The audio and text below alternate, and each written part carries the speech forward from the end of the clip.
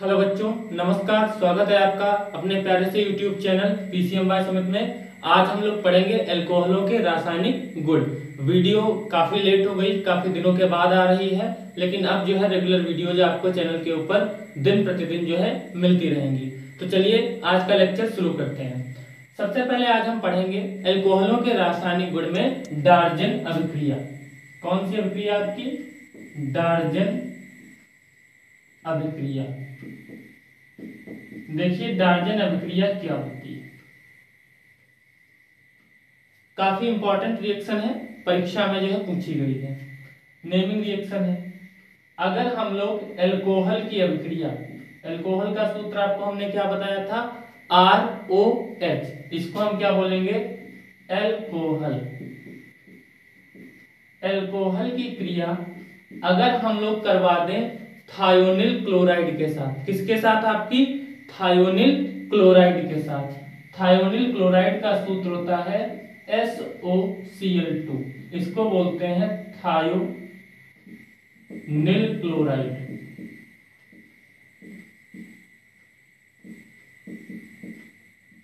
और ये अभिक्रिया जो है हम लोग पिरिडीन की उपस्थिति में करवाएं। तो यहां से आपका जो ये R और Cl है यानी एल्किल क्लोराइड बनता है। आप याद रखिएगा डार्जन अभिक्रिया में एल्किल क्लोराइड बनेगा। तो एल्किल मतलब R और क्लोराइड मतलब यहां से एक Cl निकल जाएगा। तो ये बन गया आपका एल्किल क्लोराइड। अब बात समझिए, यहां से R निकल गया, एल्किल निकल गया, एक Cl निकल गया। तो यहां पे क्या बचा? एक Cl बचा और एक ये वाला H। तो वो दोनों क्या मिलके बना लेंगे? HCl। फिर से समझिए, ये R निकल गया, यहां से एक Cl निकल गया, तो ये RCl हो गया। अब यहाँ पे एक Cl बचा, उसने इस H के साथ क्रिया कर ली, तो क्या बन गया? HCl। अब यहाँ S बचा, ये वाला O बचा और ये वाला O बचा, तो ये क्या बना लेंगे? SO2, जिसको हम बोलते हैं सल्फर डाइऑक्साइड। तो डार्जन अभिक्रिया क्या है, इसको फिर से समझते हैं कि अगर अल्कोहल थायोनिल क्लोराइड के साथ पिरिडीन की उपस्थिति में अभिक्रिया करेंगे तो वो क्या बनाएंगे? एल्किल क्लोराइड बनाएंगे। इस अभिक्रिया को हम लोग बोलते हैं डार्जन अभिक्रिया। थ्योरी लिखिए कॉपी पे अपनी कि अगर अल्कोहल थायोनिल क्लोराइड के साथ पिरिडीन उत्प्रेरक की उपस्थिति में अभिक्रिया करके एल्किल क्लोराइड बनाते हैं तो इस अभिक्रिया को हम लोग बोलते हैं डार्जन अभिक्रिया। अब अगर हमको रिएक्शन नोट करनी है तो हम लोग जो है रिएक्शन को जो है लिखते हैं। R की जगह पे हम क्या ले सकते हैं? CH3CH2। यहाँ पे क्या हो जाएगा? OH प्लस में ये वाला आपका SOCl2। यहाँ पे इसी तरह पिरिडीन ही रहेगा। यहाँ पे R की जगह पे आपने क्या लिया? CH3Cl लिया और साथ में एक ये वाला Cl, तो ये क्या हो जाएगा? CH3। यहाँ पे CH3CH2 आपने लिया R की जगह पे। देखिए इधर CH3CH2 लिया, इधर भी CH3CH2, साथ में ये वाला Cl प्लस में HCl और इसको हम बोलेंगे SO2। ये आपकी हो गई एथिल क्लोराइड और ये आपने लिया क्या था यहाँ पे? Ethyl alcohol. तो उम्मीद है आपको डार्जन अभिक्रिया समझ में आई होगी। आप जो इसको नोट कर सकते हैं, स्क्रीनशॉट आप ले सकते हैं। चलिए अब हम लोग अगले रासायनिक गुण पे जो है बढ़ते हैं।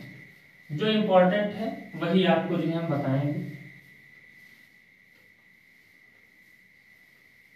अगली जो अभिक्रिया है उसको हम लोग पढ़ भी चुके हैं, लेकिन ये इसका रासायनिक गुण भी है, तो हम लोग एक बार फिर से उसका रिवीजन करते हैं। अगली जो अभिक्रिया है उसको हम लोग बोलेंगे एस्टरीकरण। एस्टरीकरण। अगर हम लोग एथिल अल्कोहल ले लें, एथिल अल्कोहल का सूत्र CH3 या फिर आप सीधे लिख लीजिए C2H5OH।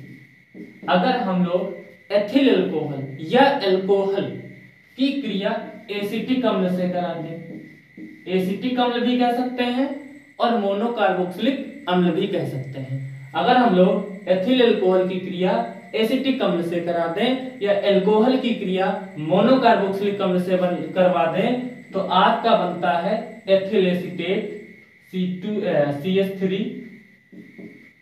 COO C2H5 और साथ में आपका जल जो है बाहर निकल जाता है। इस अभिक्रिया को हम लोग बोलते हैं एस्टरीकरण। समझाने की ज्यादा इसको जरूरत है नहीं, पिछली वीडियो में हम इसको आपको समझा चुके हैं। तो हम कह सकते हैं कि अल्कोहल मोनोकार्बोक्सिलिक अम्लों के साथ अभिक्रिया करके क्या बनाते हैं, एथिल एसीटेट और जल बनाते हैं। इस अभिक्रिया को हम लोग बोलते हैं एस्टरीकरण। नोट कर लीजिए, आप लोग स्क्रीनशॉट लेते रहिएगा।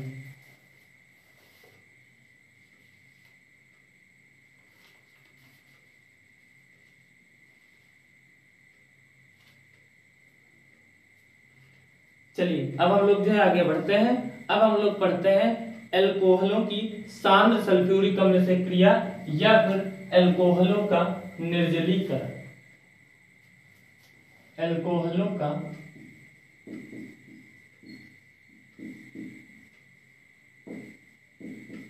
निर्जलीकरण।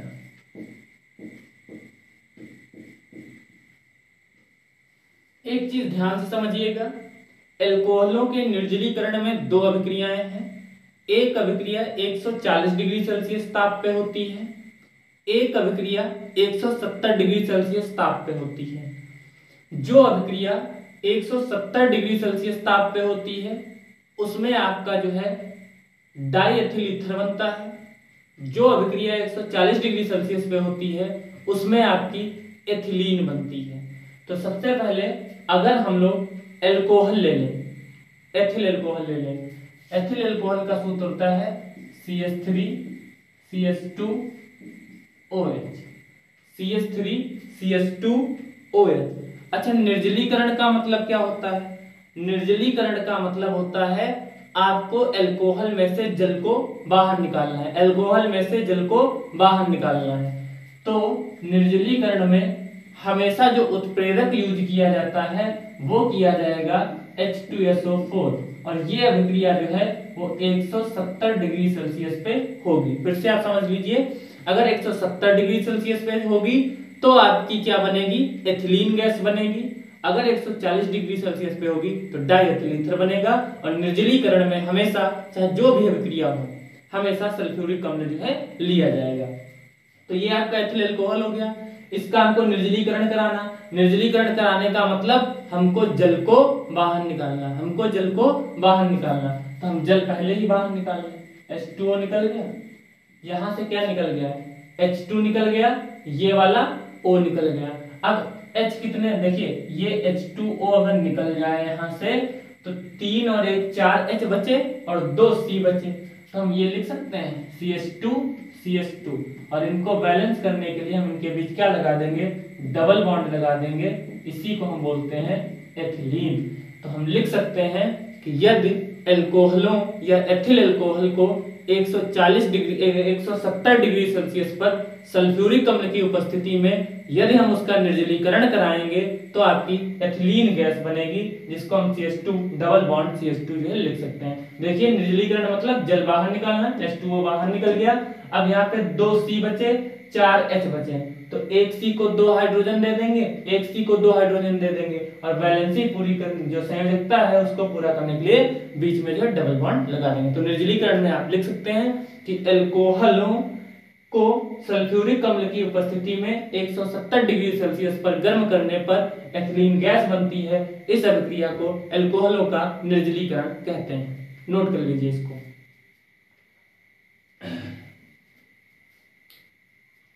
चलिए अब जो है दूसरी अभिक्रिया पढ़ते हैं। जब हम लोग 140 डिग्री सेल्सियस पे अल्कोहल का निर्जलीकरण करें तो हम लोग ले लें C2H5OH, एथिल अल्कोहल ही ले लें। निर्जलीकरण कराना मतलब सल्फ्यूरिक अम्ल मिलाना। तो इसमें हम लोगों ने सल्फ्यूरिक अम्ल मिला दिया और इस बार इसको हम कम गर्म करेंगे, केवल 140 डिग्री सेल्सियस तक जो है गर्म करेंगे। तो पहली बार में जो बनता है, तो आपने जैसे इसमें सल्फ्यूरिक अम्ल मिलाया वैसे क्या बाहर निकल जाएगा? जल।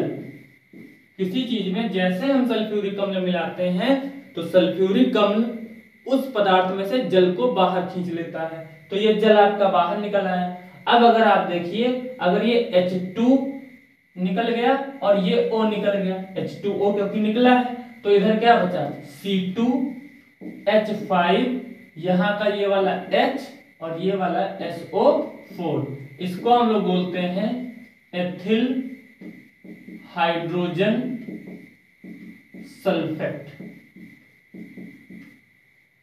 अब इस एथिल हाइड्रोजन सल्फेट को उठाते हैं, और एथिल हाइड्रोजन सल्फेट को हमने उठा लिया C2H5HSO4, और इसमें हम फिर से क्या मिला दें, एथिल अल्कोहल मिला दें C2H5OH, तो आपका बनता है C2H5O C2H5, C2H5O C2H5, इसी को हम लोग बोलते हैं डाई एथिल ईथर। क्या बना C2H5O C2H5।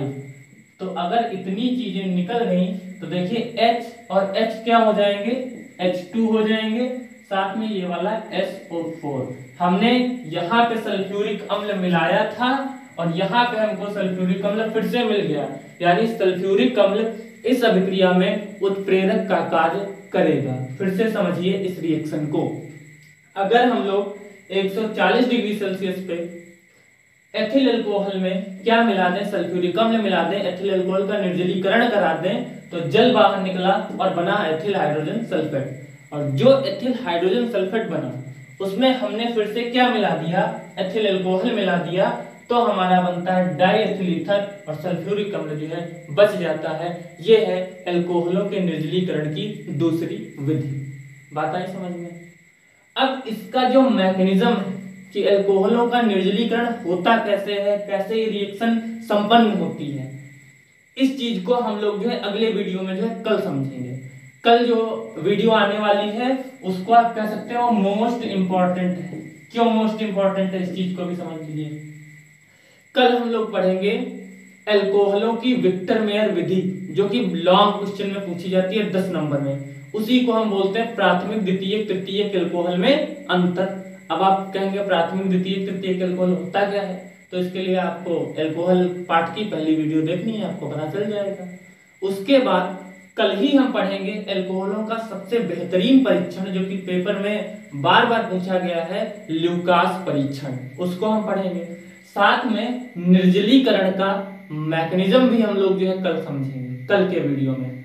और उसके बाद हम लोग जो है उसके बाद की जो वीडियो आएगी उसमें अल्कोहल को पूरी तरीके से समाप्त कर देंगे।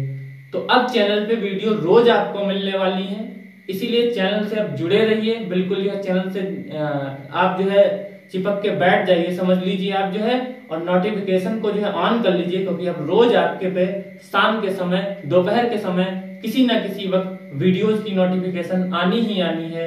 तो बोर्ड परीक्षा की तैयारी को एक बेहतर जो है आयाम देने के लिए, एक बेहतरीन ट्रैक देने के लिए चैनल को सब्सक्राइब कीजिए, वीडियो को लाइक कीजिए। बहुत जल्दी परीक्षाओं के लिए नवंबर से चैनल पर तीनों विषयों के फिजिक्स, केमिस्ट्री और मैथ्स के क्रैश कोर्स स्टार्ट होने वाले हैं। अगर आपका कोई भाई बंधु 10th क्लास में है तो उसके लिए भी क्रैश कोर्स जो है स्टार्ट होंगे नवंबर से। तो चैनल को सब्सक्राइब कीजिए और बेल आइकन को दबाना बिल्कुल मत भूलिए। मिलते हैं कल के लेक्चर में, बेहद ही इंपॉर्टेंट लेक्चर में। तब तक के लिए आप सभी का हमारे साथ जुड़ने के लिए धन्यवाद, दिल से आभार। Thank you.